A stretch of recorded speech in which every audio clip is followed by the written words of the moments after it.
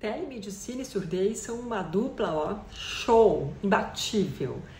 Olha só, quando eu estava lá no interior do Rio Grande do Sul, já adulta, e queria consultar um especialista em surdez, porque não tinha na minha cidade na época, para saber se eu podia fazer um implante coclear, eu entrei em contato com um de São Paulo e eu lembro que quando eu fiz as contas, a consulta, passagens de avião, de ônibus, táxi, hospedagem, alimentação, enfim, ir até São Paulo, eu desisti, não cabia no meu bolso. Hoje a gente consegue consultar um otorrino especialista em surdez sem sair de casa. Isso é fantástico, é incrível, é maravilhoso. As pessoas precisam se ligar desse grande presente que a pandemia deixou para as pessoas com perda auditiva. Então, se você mora no interior da Amazônia, num lugar onde nunca vai ter um especialista em surdez, você consulta sem sair de casa, sem sequer pegar trânsito. Eu vou ampliar essa resposta. Na minha opinião, e a ciência está do meu lado nisso, a surdez é uma urgência neurológica. Quem ouve é o cérebro. Se a audição não fosse importante, nós não teríamos duas orelhas que estão intimamente conectadas ao cérebro humano. Ele precisa de acesso aos sons para se desenvolver, para progredir, para ficar saudável. A gente fala tanto hoje em dia de saúde mental, a gente precisa esticar essa corda e entender que saúde auditiva é saúde cerebral. Então eu tenho um bordão que eu digo, repito, vou continuar repetindo: o seu cérebro não pode esperar. As pessoas precisam estar cientes de todos os prejuízos a nível cerebral que a surdez não tratada traz para a sua vida e assim levar mais a sério a reabilitação auditiva. O Apple Watch com certeza vai resolver a sua vida nesse momento. Eu nasci ouvindo e a memória mais antiga da minha perda auditiva, eu tinha 6 anos de idade e falei: mãe, tem um apito no meu ouvido. Eu fui uma criança que teve otite crônica, otite de repetição. Tenho muitas lembranças de ir ao médico porque estava com muita dor de ouvido e tinha que drenar o ouvido. Mas nasci ouvindo. Eu desconfio que eu já tenha nascido com alguma perda auditiva, mas nasci em 1981, numa época em que não existia teste da orelhinha, portanto meu diagnóstico não foi precoce e, para piorar, eu não busquei um otorrino especialista em surdez, o que me causou ficar perdendo a audição dos 6 aos 16 anos em função de um diagnóstico médico errado. Só com 16 anos que eu fui a um otorrino especialista em surdez e soube que eu tinha surdez neurosensorial progressiva. Eu já sou completamente surda dos 2 ouvidos, eu não tenho mais audição para proteger.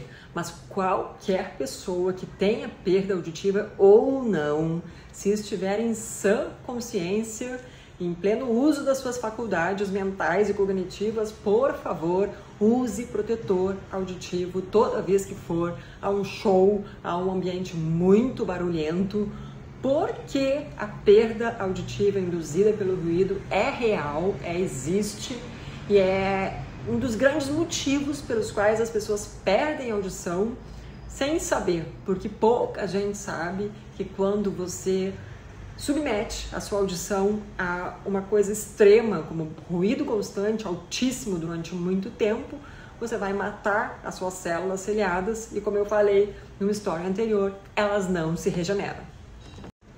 Obrigada! Eu quero dizer para as mães que me seguem aqui, que são membros do Clube dos Surdos que Ouvem e fazem parte do nosso grupo do Telegram de Mães de Surdos que Ouvem, que hoje a gente tomou a decisão de voltar para o WhatsApp. O grupo do Telegram vai continuar existindo, mas também reabriremos o grupo de WhatsApp de mães pelo seguinte motivo: poucas pessoas têm o hábito de continuamente checar o Telegram, mas o WhatsApp a maior parte das pessoas checa constantemente. Então, para que vocês fiquem em contato direto, mais constante, estamos reativando o grupo de mães do WhatsApp. Se você quiser acessar, o acesso é exclusivo para mães que são membros do Clube dos Surdos que Ouvem. É só clicar no link da bio, virar membro do clube e acessar os grupos. Quando eu fiz o meu RG DPCD aqui no Rio de Janeiro, foi relativamente rápido. E, inclusive, quando eu renovei o meu RG DPCD para que viesse o símbolo internacional de surdez também foi super rápido. Não sei qual é a sua cidade ou o seu estado, mas fica a dica de entrar em contato com a ouvidoria do Detran, se foi lá que você tentou fazer o seu RG, e tentar descobrir quando é que vai sair. A surdez neurosensorial não tem cura. E quando a gente perde a audição em função de um medicamento ototóxico, isso significa que esse medicamento matou as nossas células ciliadas do ouvido interno. E essas células não se regeneram. Isso significa que você tem a opção de tratar a sua surdez, mas regenerar essas células ou reverter uma surdez neurosensorial é impossível. Eu não sei te dizer se existe alguma comprovação científica disso, só vou ter que perguntar para o Luciano essa parte técnica, mas eu, por exemplo, se eu estou dormindo, se uma pessoa acender, ligar o celular, só aquela luzinha do celular, eu posso estar de costas para a pessoa, mas aquela luminosidade já me acorda. Então, qualquer luz me acorda automaticamente, não importa que luz seja. E eu brinco aqui que eu consigo sentir o cheiro das coisas a quilômetros de distância. Então, quando uma panela foi esquecida com o fogo ligado ou qualquer outro cheiro esquisito aí acontece, eu já estou sabendo antes da casa inteira se ligar nesse cheiro. Agora, se isso tem comprovação científica de ser em função da perda de um sentido, outros se aguçarem, eu confesso que eu não sei. Muitos fonoaudiólogos que trabalham com reabilitação auditiva sabem língua de sinais, muitos. E muitos não sabem porque, já falamos disso aqui constantemente, não sou eu que estou falando, são dados do IBGE, pesquisem tabela 8223 da Pesquisa Nacional de Saúde, que mostra que dentro dos quase 10 milhões e 800 mil pessoas com algum grau de surdez no Brasil, apenas 2,63 é usuário de língua de sinais. Então é preciso ter em mente que a maior parte das pessoas não usa língua de sinais. E muitos fonoaudiólogos trabalham com pessoas que usam aparelho auditivo, implante coclear, não usam língua de sinais porque não querem ou não precisam. Então não é mandatório que eles saibam.